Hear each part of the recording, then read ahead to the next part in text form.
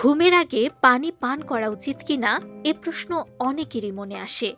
আমাদের শরীরের স্বাভাবিক কার্যক্রম ঠিক রাখতে পানির ভূমিকা অত্যন্ত গুরুত্বপূর্ণ।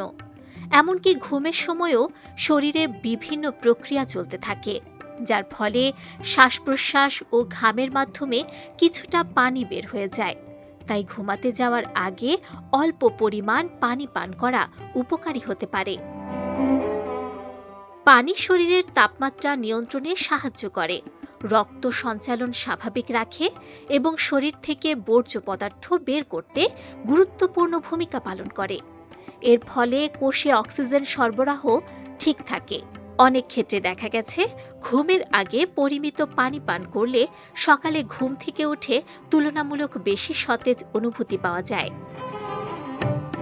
তবে অতিরিক্ত পানি পান করলে সমস্যা হতে পারে, বিশেষ করে রাতে বারবার প্রস্রাবের বেগ হওয়া, যা নকটোরিয়া নামে পরিচিত, ঘুমের বড় বাধা হয়ে দাঁড়ায়।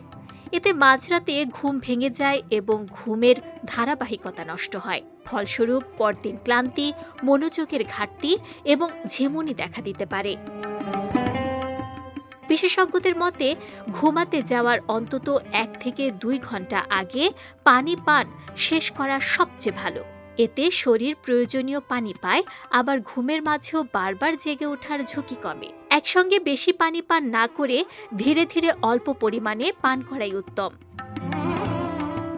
বয়স্কদের ক্ষেত্রে এই বিষয়টি আরও গুরুত্বপূর্ণ।